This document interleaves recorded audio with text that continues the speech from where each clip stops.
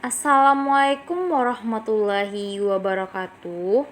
Perkenalkan, nama saya Putri Dewi Mariani dengan NIM 19016114. Baiklah, di sini saya akan menjelaskan rangkuman materi sosiolinguistik yang mana merupakan tugas mata kuliah pengantar sosiolinguistik. Kita masuk kepada rangkuman materi sosiolinguistik. Yang pertama yaitu ada konsep linguistik dan sosiolinguistik. Yang kedua, hubungan antara bahasa dan masyarakat. Yang ketiga, kontak bahasa dan diklusia. Yang pertama itu kita masuk kepada konsep linguistik dan sosiolinguistik. Yang pertama ada hakikat linguistik, di mana linguistik berarti ilmu bahasa. Kata linguistik berasal dari kata Latin yaitu lingua yang berarti bahasa. Selanjutnya itu menurut para ahli. Yang pertama yaitu menurut Wardak pada tahun 1973, di mana linguistik adalah studi atau kajian bahasa secara ilmiah. Sedangkan menurut Webster pada tahun 1981, linguistik ini diartikan sebagai studi tentang ujaran manusia yang meliputi kesatuan, hakikat, struktur, dan perubahan bahasa. Jadi, dapat disimpulkan bahwa linguistik adalah studi ilmiah atau pembelajaran tentang bahasa. Selanjutnya kita masuk kepada sosiolinguistik sebagai kajian interdisipliner, di mana sosiolinguistik ini merupakan ilmu yang mengkaji linguistik yang berhubungan dengan faktor sosiologi, di mana sosiolinguistik ini berasal dari kata sosio dan linguistik, di mana sosio itu berarti kata sosial yang berhubungan dengan masyarakat, dan linguistik ilmu yang mempelajari unsur-unsur bahasa. Jadi, sosiolinguistik ini dikaitkan sebagai ilmu antardisipliner atau disiplin ilmu yang bersifat terapan, karena sosiolinguistik merupakan gabungan antara disiplin sosiologi dan disiplin linguistik. Dan sosiologi linguistik ini juga dikatakan adalah ilmu antardisipliner yang mempelajari bahasa dalam kaitannya dengan bahasa yang digunakan dalam lingkungan tersebut, di mana sosiolinguistik ini merupakan kajian yang bersifat antardisipliner yang mengkaji masalah-masalah kebahasaan dengan hubungannya dengan aspek sosial, situasional, dan budaya atau kultural. Selanjutnya itu sosiolinguistik sebagai linguistik terapan, di mana linguistik terapan adalah studi tentang bahasa dan linguistik yang berkaitan dengan masalah praktis seperti perkampusan, terjemahan, fotologi, wicara, dan sebagainya. Adapun kajian linguistik terapan tak lain adalah bahasa manusia yang berfungsi sebagai berikut. Yang pertama itu sistem komunikasi yang menggunakan ujaran sebagai medianya. Yang kedua, bahasa keseharian manusia. Yang ketiga, bahasa yang dipakai sehari-hari manusia sebagai masyarakat tertentu, di mana sebagai objek primer linguistik adalah lisan, dan objek sekundernya yaitu tulisan. Selanjutnya kita masuk ke materi kedua, di mana materi kedua yaitu hubungan antara bahasa dan masyarakat. Yang pertama, bahasa dalam kajian linguistik dan sosiolinguistik. Sosiolinguistik merupakan ilmu antardisipliner sosiologi dan linguistik yang mempunyai hubungan yang sangat erat, di mana linguistik adalah bidang ilmu yang mempelajari kajian bahasa. Di sini Ada penjelasan bahasa secara linguistik berkenaan dengan faktor eksternal, yaitu yang pertama, ada faktor sosiologis, yang kedua faktor politis, yang ketiga faktor kultural. Selanjutnya itu hubungan antara bahasa dan masyarakat. Pertama itu ada pengertian bahasa, kedua pengertian masyarakat, yang ketiga ada hubungan antara bahasa dan masyarakat. Kita masuk pada yang pertama, yaitu pengertian bahasa, di mana bahasa adalah penggunaan kode yang merupakan gabungan fonem sehingga membentuk kata dengan aturan sintaksis untuk membentuk kalimat yang memiliki arti. Di mana hubungan bahasa dan masyarakat adalah titik tolak, yaitu bahasa dan kebudayaan yang memiliki variasi tingkat-tingkat sosial. Bentuk hubungan bahasa dan masyarakat adanya hubungan antara bentuk-bentuk yang disebut variasi ragam atau dialek dengan penggunaannya untuk fungsi-fungsi tertentu dalam masyarakat. Jadi dapat disimpulkan bahwa hubungan antara bahasa dan masyarakat begitu erat, di mana bahasa menjalankan fungsi dalam masyarakat dan masyarakat sebaliknya. Jika salah satu tidak ada, maka yang lain akan terpengaruh. Maka dari itu, hubungan bahasa dan masyarakat merupakan kajian sosiolinguistik. Selanjutnya yaitu sosiolinguistik dan kajian sosiologi bahasa, di mana sosiologi merupakan ilmu antardisipliner antara sosiologi dan linguistik, dua bidang ilmu empiris yang mempunyai kaitan sangat erat. Sedangkan sosiologi bahasa adalah nama lain dari sosiologi linguistik. Di sini terdapat dua pandangan terhadap sosiologi dan sosiologi bahasa, di mana yang pertama itu pandangan sama terhadap sosiologi linguistik dan sosiologi bahasa, di mana sosiologi linguistik adalah studi tentang karakteristik bahasa, fungsi bahasa, dan karakteristik bahasa saling berinteraksi satu sama yang lain dan mengalami perubahan di masyarakat tuturnya. Sosiolinguistik ini berasal dari dua kata, yaitu sosial yang berarti masyarakat dan linguistik berkaitan dengan bahasa. Jadi, sosiolinguistik disebut juga dengan sosiologi bahasa. Selain itu juga ada pandangan berbeda terhadap sosiologi linguistik dan sosiologi bahasa. Menurut Abdul Cher dan Lionel Agustina pada tahun 1995 halaman 6, di mana sosiologi linguistik berhubungan dengan perincian-perincian pemakaian bahasa yang sebenarnya, seperti deskripsi pola-pola pemakaian bahasa atau dialek budaya tertentu, pemilihan pemakaian bahasa atau dialek tertentu yang dilakukan oleh penutur topik dan latar pembicaraan. Sedangkan menurut Al-Wasilah 1985 halaman 3, ia mengatakan bahwa sosiologi bahasa membidangi faktor-faktor dalam skala besar yang saling bertimbal balik dengan bahasa dan dialek-dialek. Ada yang mengatakan bahwa sosiologi linguistik penelitian di bidang linguistik, sedangkan sosiologi bahasa digunakan dalam penelitian bidang sosiologi. Menurut Ronald Wardahawk pada tahun 1986 halaman 12 sampai halaman 3, yang mana ia mengatakan bahwa sosiologi linguistik menyangkut penelitian bahasa dengan masyarakat, memahami struktur bahasa dan fungsi bahasa dalam komunitas, sedangkan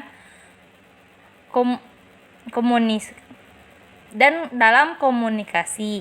Sedangkan sosiologi bahasa menyangkut penelitian antara bahasa dengan masyarakat dan memahami struktur sosial melalui studi bahasa. Jadi dapat disimpulkan bahwa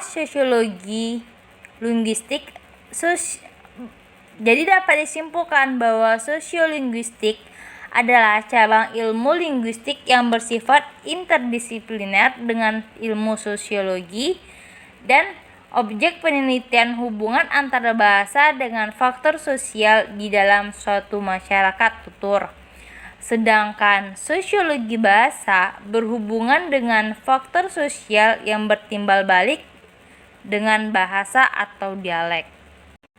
Materi selanjutnya itu kontak bahasa dan diglosia.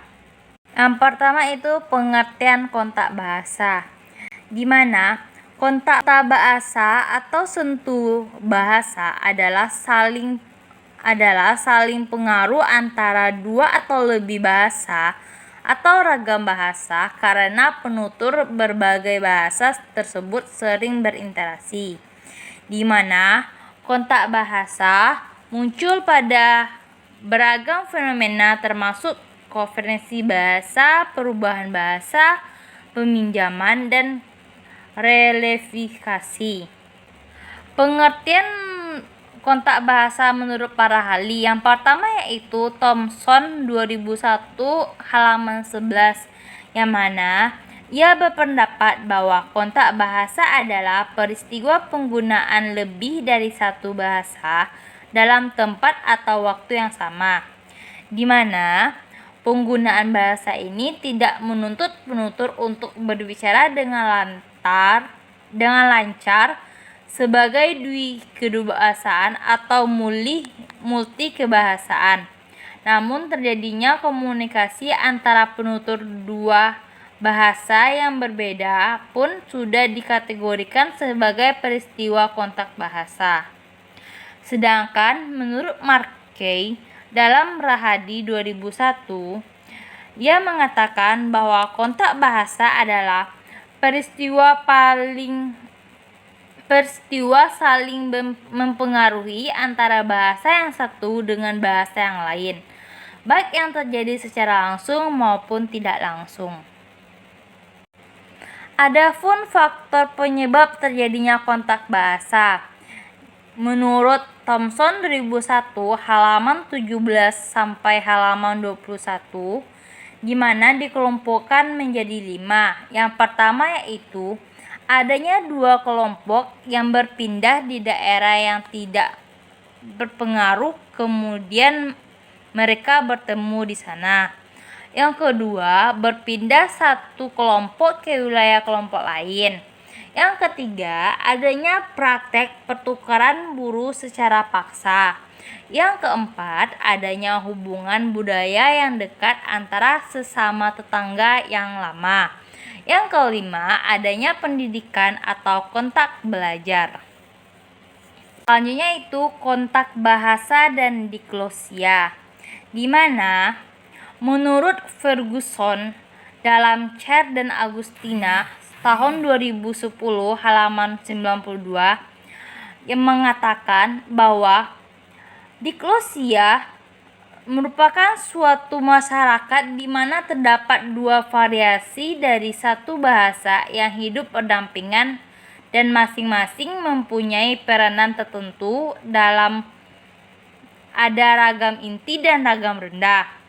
Contohnya yaitu bahasa Jawa terdapat bahasa Nungki, Modia, dan juga Kromo. Selanjutnya yaitu ciri-ciri kontak bahasa dan diglosia menurut Ferguson, di mana ada 9. Yang pertama yaitu fungsi, yang mana fungsi adalah kriteria yang penting bagi situasi diglosia. Pada kebanyakan situasi diglosia bentuk ragam ini lebih difungsikan dalam situasi formal. Yang kedua yaitu presintise, di mana Para penutur bahasa pada umumnya mengagumi ragam H, meskipun mereka kadang tidak sepenuhnya mampu memahaminya. Ragam tersebut disikapi dengan penuh penghargaan sebagai ragam bahasa yang elit dan mencerminkan status tinggi akan penuturnya, sementara ragam L dianggap lebih inferior. Yang ketiga itu ada tradisi sastra, di mana ragam H digunakan pada karya sastra masa lalu.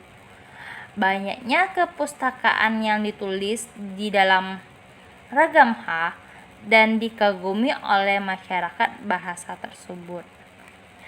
Yang keempat yaitu ada pemerolehan bahasa, di mana menurut Somorjono 2007 halaman 192 menegaskan bahwa aspek penting yang terlihat dalam fenomena diglosia adalah perbedaan proses pemerolehan ragam H dan L oleh penutur, di mana ragam L adalah ragam yang lebih dahulu diperoleh dan dikuasai oleh penutur, sedangkan ragam H mereka memperoleh melalui pendidikan formal. Ragam L dipelajari secara unconscious oleh penutur, dalam artian dipelajari secara normal tanpa kaidah yang meningkat, sedangkan ragam H mereka memperoleh melalui pendidikan formal. Yang kelima yaitu standarisasi, di mana ragam H mengalami proses pembakuan dan harus dipelajari di sekolah. Sebaliknya, ragam L yang dipakai dalam situasi tidak resmi adalah ragam bahasa yang dipakai sehari-hari di rumah. Ragam ini tidak mengenal ragam tulis dan tidak menjadi sasaran pembekuan bahasa. Selanjutnya yang keenam yaitu ada stabilitas, di mana diglosia dilihat sebagai situasi yang bersifat stabil. Kestabilan tersebut terjadi pada umumnya situasi diglosia muncul karena dikehendaki oleh penuturnya. Adanya ragam H dan L dalam masyarakat bahasa, komunitas diglosia dipertahankan. Selanjutnya yang ketujuh yaitu ada tata bahasa, di mana ditinjau dari tata bahasa, ragam H cenderung memiliki kaidah tata bahasa yang lebih kompleks dibandingkan dengan ragam L. Yang kedelapan yaitu ada leksikon, di mana kosakata pada ragam H sebagian besar sama dengan kosakata pada bagian ragam L. Namun ada kosakata dalam ragam H yang tidak terdapat pedomannya pada ragam L. Begitupun juga sebaliknya, terdapat kosakata pada ragam L yang tidak terdapat pada ragam H. Yang terakhir yaitu ada fonologi, di mana struktur fonologi antara H dan L berbeda, di mana fonologi ragam H merupakan sistem dasar, sedangkan fonologi ragam L adalah subsistem.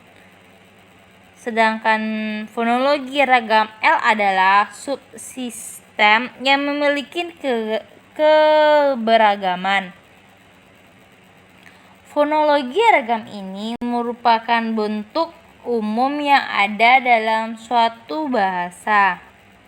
Di sisi lain, fonologi ragam L bunyi bentuk dasar dan cenderung memiliki variasi yang beragam. Mungkin sekian rangkuman pembelajaran pengantar sosiolinguistik yang saya sampaikan. Bila ada kesalahan saya mohon maaf. Wabillahi taufiq wa hidayah. Assalamualaikum warahmatullahi wabarakatuh.